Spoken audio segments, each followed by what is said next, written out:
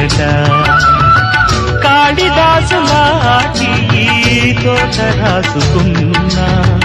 కమ్మనైన కవితలే ఈ పూలట ప్రతి కదలికలో నాట్యమే కాదా ప్రతి ఋతువు ఒక చిత్రమే కాదా ఎదకే కనులుంటే రేవేలా